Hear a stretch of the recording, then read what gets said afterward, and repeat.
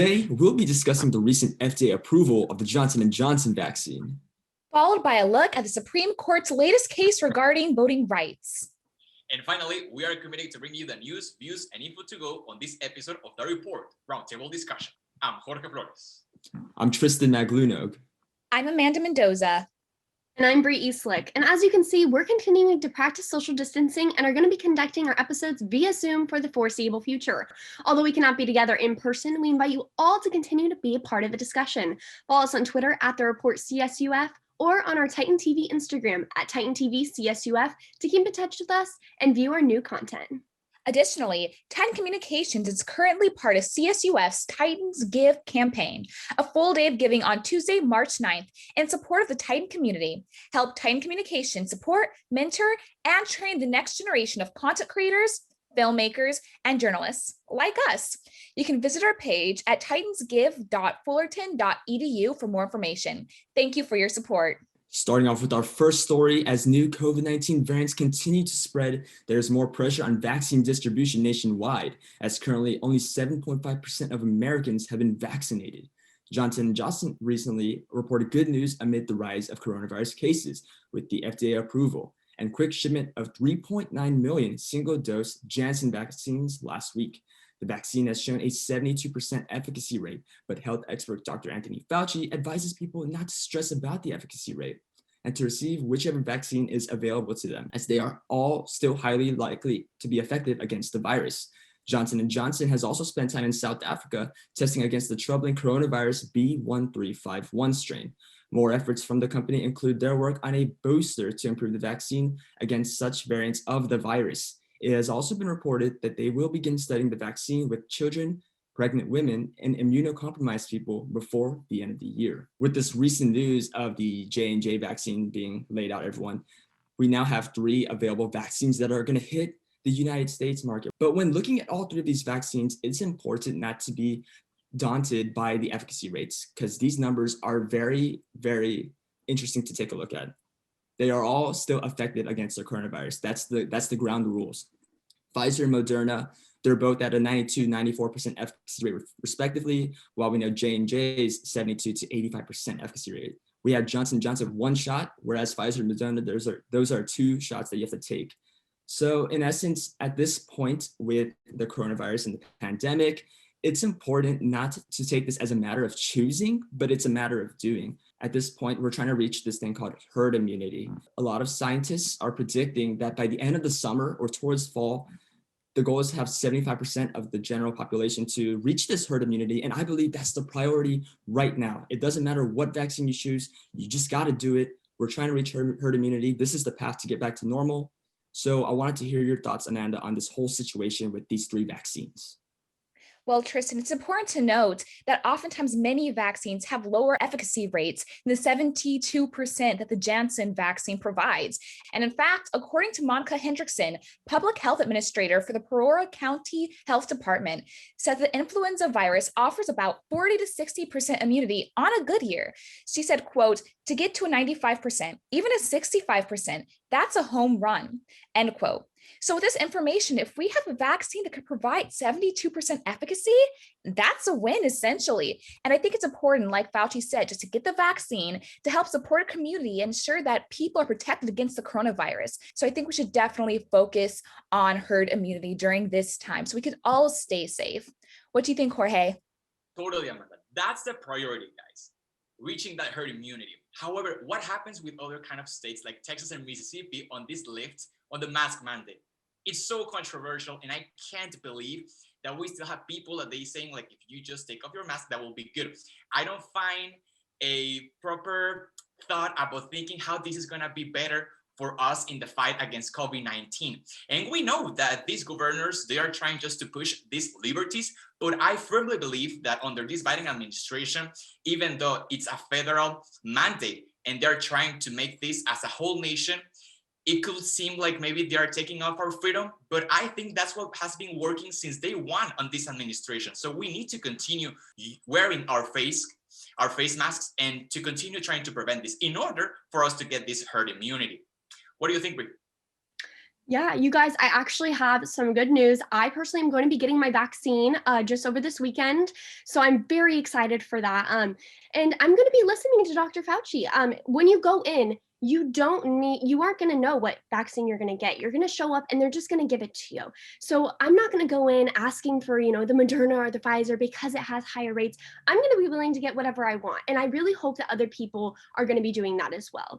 Like Tristan was saying with herd immunity, we only have 15% of the whole population that's only gotten one shot. So whenever you can get it, you guys, go get it, because with the help of Johnson & Johnson, we can definitely get there faster than we could have before. So I'm very excited, and I can't wait to see, in the next few months, how many people are really going to be getting vaccinated. So we're definitely going to be following along with that. Now, how about we move into our next story? Last Tuesday, the Supreme Court began hearing oral arguments in a set of cases concerning voting rights in the state of Arizona. Arizona's lawmakers passed a ballot collection law in 2016 that would forbid a third party who is not a family or caregiver from being able to turn in a ballot on behalf of a voter. This law, as well as another that concerns election officials' abilities to reject ballots cast in the wrong district of a city, is at the forefront of the argument. Arizona Democrats claim that marginalized groups are more negatively affected by acts that can lead to voter suppression, such as switching polling locations in certain areas. The court will seek to resolve such controversies and rule over a state's ability to limit voting, and the possibility to decide if a provision of the 1965 Voting Rights Act will remain by this summer. Now, as we all know, especially after this last election, there's been lots of talk about legal and illegal voting, how to make sure people are voting correctly and casting votes that are authorized. Now, changes like this, it can lead to voter suppression, like I was saying, and make it harder for individuals to make their voices heard. Now, we were all talking about this before the show, and Amanda, you were bringing up points about who's affected most and how these changes are going to hurt a lot of people. Now, who are they, and who is this going to affect? I understand some points of this provision of the ballot collection law. Like, for example, it can prevent organizations from trying to tamper with votes, or people claiming that it'll turn in someone's vote and then just throwing it away. However, it can also harm disabled people and low-income people who may not be able to go to these polling places, who may not have access, and may be able to help them to ask a neighbor to turn in their votes for them. And also, what's interesting to mention is that Native American people, some of them live on rural reserves, and they don't necessarily have traditional mailing addresses and have limited access to mail. And I think it's also important to note that Native Americans tend to vote Democratic by about 25 points, according to NBC News. Some live on reserves, and like I said, they may not be able to access some of these polling places. It's also important to note that Arizona tends to be a Republican state. And so these measures that are in place can seem like it's trying to suppress these marginalized people's ability to vote. Yeah, I really like what you had to say about the marginalized groups, Amanda. Reinforcing your ideas about the Native American voters, one thing to also note is that 70% of them only speak the Navajo language. So translation can be very difficult to adhere. In reference to that, in 2004, Arizona passed an act called the Taxpayer and Citizen Protection Act, which is a voter ID law that disproportionately affects Native voters who carry tribal IDs that poll workers sometimes reject, which is still in act today. In reference to the Voting Act of 1965, which was supposed to prohibit discrimination in voting, this 2004 act is kind of adhering to those standards. I mean, for example, how are Natives supposed to vote if they just don't have the access to this transportation and they have to show up to the poll, getting their IDs rejected? This is literally disregarding the Voting Act of 1965, and it poses so many complications that voter suppression is all about. What are your thoughts on that, Jorge? Totally. Now, guys, there are three things that we need to talk about. The first one, like you were mentioning, is about the decision and what's going to happen in the future. I want to talk about Chief Justice Roberts. Even though he's a conservative, he's trying to go into this moderate-leaning kind of perspective that we really need, because that's the point, racial disparity. And this is a racial disparity, in my opinion. Leaving people out of having the opportunity to vote, that's racism, and we're not letting them for them to vote. Now, this is more than red or blue. This is about politics in our nation, and we believe in democracy. So having these kinds of decisions, they're just going to push back all the effort that we have been doing for vulnerable communities in our country. Now, Arizona. Arizona is a state very, very controversial. In the 2020 presidential election, was leaning to the blue side, and Biden won. And it was the first time since 1996 of this to happen, just because Bill Clinton won it in that year. So the Republicans, they really care about this state, and they're going to try to make their moves in order for the 2022 midterms elections have a change and turn it back to red. Moving on to some CSUF's news, the California State University Chancellor Joseph Castro recently announced that all 23 CSU campuses will not raise tuition fees for the 2021-2022 semester. However, this system-wide freeze does not include individual campus fees. Cal State University Fullerton President Frank Virgie was quick to make that announce that students' campus fees will also not increase and will remain at $1,122 per year. Although CSUF will be facing significant financial hardships due to these decisions, according to Cal Matters, the federal government is set to pass a relief package that will allow the CSU system to receive $262 million in aid towards student emergency grants. President Virgie hopes these factors will help ease the students' worries about continuing their education amid the pandemic. Now, let's start this topic by saying that the CSU Chancellor Timothy White announced last May that CSU system will not have any tuition breaks because of these reasons. First of all, they were trying to keep their employees. Number two, the prices are going up for this new added technology. They are trying to invest in technology and they need training for those people in having this technology. And finally, that there will be some in person for certain courses that require hands-on experience. Now, guys, in my opinion, as a student, I am thankful that the tuition is not going to increase for this next year. However, is that going to be enough? That's the question. I think that the government needs to help us more. I really appreciate that the CSUF is taking this decision, but I'm really looking forward to the state and the nation to give us something back. We need the government here. If they are really trying to make us feel better during this pandemic, I think we also need the government. But what do you think, Tristan? Yes, Jorge, as you said, CSUF has one of the more cheaper tuitions out of all the CSUs, but it's still apparent that a lot of us students are still arguing to lower the tuition nonetheless. That's because right now we're taking virtual courses. Although next fall, we're not exactly sure how many people are even going to go in person yet, because virtual courses, they're still going to be enacted for the most part. So we're not sure how that's going to pan out. In addition, the mandatory fees that we're paying right now are not even being used. We are at home for the most part, except the students on campus. We don't have access to the commodities that the campus union fee covers, the rec center, student union, student centers. All of that money is essentially going to us being here on Zoom right at this very moment. So it's very, very interesting. I understand why students want everything to be lower, but are we complaining too much? That is a question that is kind of iffy on many parts. We're complaining about parking, graduation, and out tuition. So I understand how the pandemic is affecting us, but it's just interesting that we're paying for stuff that we're not even using. And I think that's a problem. What are your thoughts on that, Bree? Yeah, I really like what you had to say. Learning online and spending thousands of dollars to do so sounds outrageous, but like you guys were saying, the school is losing a lot of funding in order to do this.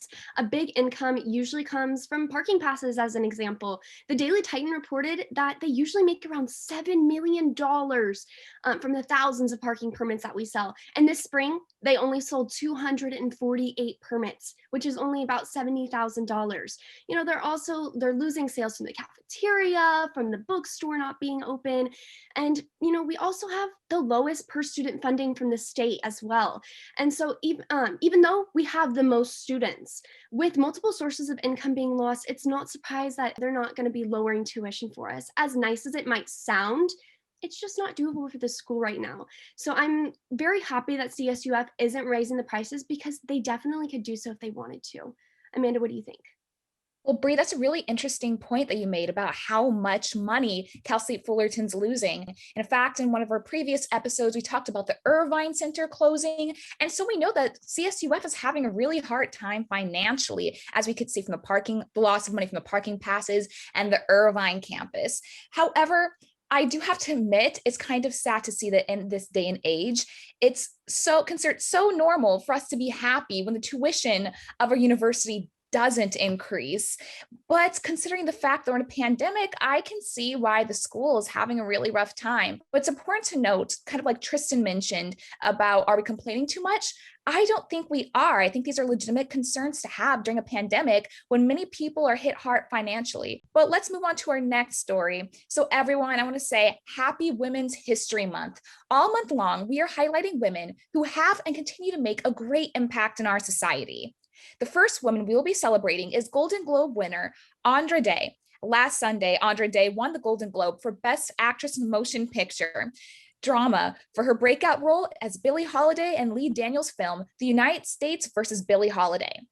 Day makes history as the second Black woman following Whoopi Goldberg to win a Golden Globe for Best Actress in this category.